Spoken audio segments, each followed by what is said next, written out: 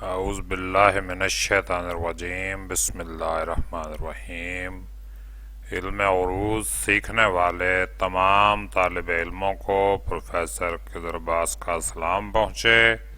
علم عروض کے چھٹے لیکچر کے ساتھ میں ہوں آپ کا استاد پروفیسر خضر عباس۔ امید کر رہا ہوں کہ پہلے 5 لیکچرز میں آپ علم عروض کو کافی حد تک بنیادی طور پر سمجھ چکے ہوں گے کہ علم عروض یہ الفاظ میں موجود حروف کی تعداد اور ان کی حرکتوں، ان کی حرکات اور ان حرکات کی ترتیب کا نام ہے، اور اسی کھیل کو علم عروض کہا جاتا ہے۔ یہ پروگرام اور چینل آپ ہی لوگوں کے لیے تیار کیا گیا ہے، اسے زیادہ سے زیادہ لوگوں تک پہنچانا آپ کی ذمہ داری ہے۔ چینل کو سبسکرائب کریں، شیئر کریں اور ویڈیوز کو لائک کریں۔ شکریہ آپ کا پروفیسر خضر عباس۔ تو ہم آتے ہیں سبق کی طرف۔ ابتدائی علم عروض کا یہ چھٹا سبق ہے، اور جیسا کہ میں نے پچھلے سبق کے اختتام پر آپ سے وعدہ کیا تھا کہ اگلے سبق میں ہم ہجائے بلند اور ہجائے کوتاہ کو ڈسکس کریں گے۔ تو یہ دیکھیے ہمارے سامنے ہے ہجائے بلند اور ہجائے کوتاہ۔ سبق کی طرف بڑھنے سے پہلے ذرا ہم اپنی سابقہ سبق کی واقفیت کو دہرا لیں۔ گزشتہ اسباق میں ہم پڑھ چکے ہیں کہ فاصلہ 2 طرح کا ہوتا ہے۔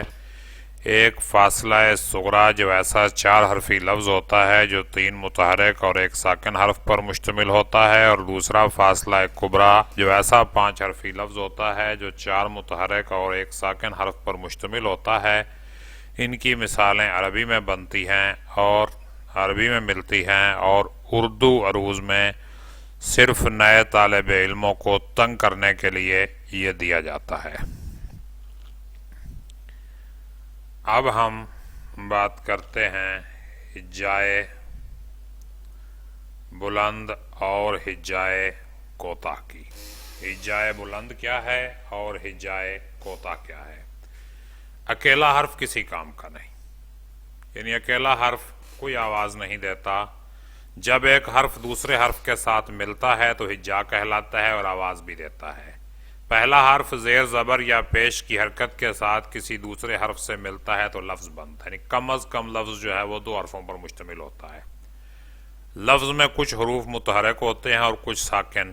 حرکت اور سکون کے لحاظ سے ہجا 2 قسم کا ہوتا ہے، ایک ہجائے بلند اور دوسرا ہجائے کوتاہ۔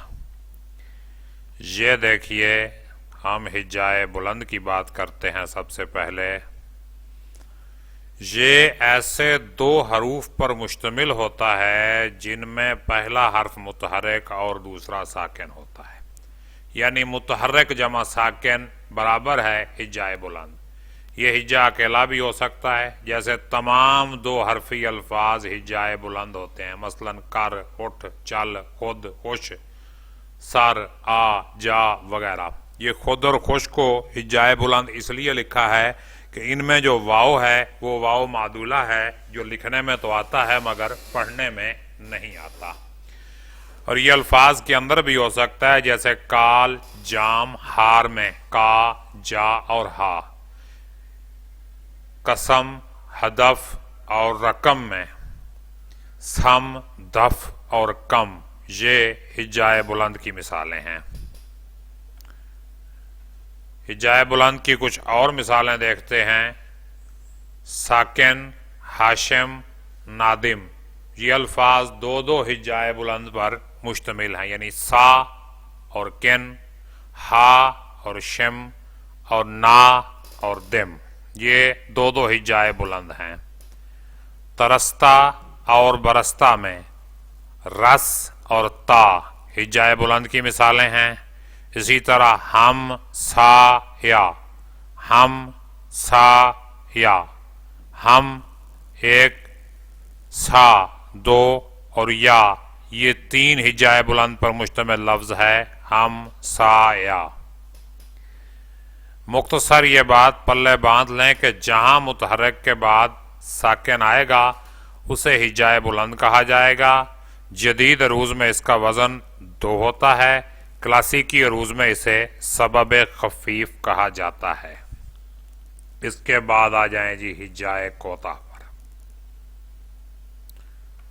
لیں جی آپ کی اسکرین پر ہجائے کوتاہ کی تعریف نمودار ہوئی۔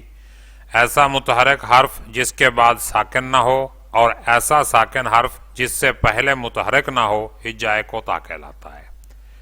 پھر دیکھیے، ایسا متحرک حرف جس کے بعد ساکن نہ ہو اور ایسا ساکن حرف جس سے پہلے متحرک نہ ہو ہجائے کوتاہ کہلاتا ہے۔ یہ فقط ایک حرف پر مشتمل ہوتا ہے اور جدید عروض میں اس کا وزن ایک ہوتا ہے۔ کلاسیکی عروض میں سبب ثقیل، وتد مجموع اور وتد کثرت کا پہلا اور آخری حرف، سبب ثقیل وتد مجموع کا پہلا اور وتد کثرت کا پہلا اور آخری حرف، وتد مفروق کا آخری حرف، فاصلہ صغریٰ کے پہلے دو اور فاصلہ کبریٰ کے پہلے تین حروف کو ہجائے کوتاہ سمجھا جاتا ہے۔ اب دیکھیے جی ہجائے کوتاہ کی مثالیں۔ ندا، اس میں نون ہجائے کوتاہ ہے۔ دعا میں دال، گھٹا میں گھے، مفاد میں میم اور دال اور عقل میں لام، ہوش میں شین، جستجو میں تے، اختیار میں تے اور رے، زندگی میں دال، ترازو میں تے اور معافی میں میم وغیرہ۔ اب آپ نے نوٹ کیا ہوگا کہ ہجائے کوتاہ کبھی متحرک ہوتا ہے اور کبھی ساکن ہوتا ہے۔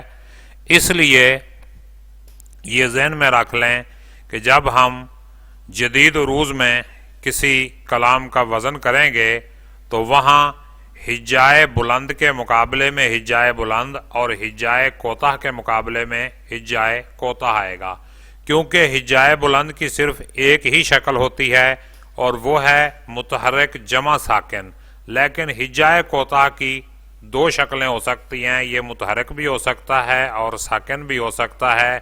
شرط یہ ہے کہ متحرک کے بعد ساکن نہ آئے اور ساکن سے پہلے متحرک نہ ہو، یعنی جب دو مسلسل ساکن ہوں گے تو دوسرا ہجائے کوتاہ ہوگا، اور جب دو مسلسل متحرک ہوں گے تو پہلا ہجائے کوتاہ ہوگا، اور اگر تین مسلسل متحرک ہوں گے تو پہلا اور دوسرا ہجائے کوتاہ ہوگا، اور تیسرے کے بعد جب ساکن ہوگا تو وہ ہجائے بلند کہلائے گا۔ تو جناب اس کے بعد ہم آتے ہیں مشقی کام پر، اور مشقی کام تو آج آپ کے پاس ہے۔ اور کیا مشقی کام ہے؟ 3 حرفی، 4 حرفی اور 5 حرفی الفاظ میں سے ہر ایک قسم کے 10 الفاظ لیں، 10 3 حرفی لے لیں، 10 4 حرفی لے لیں اور 10 5 حرفی لے لیں، اور ان کے ہجائے بلند اور کوتاہ نکالیں۔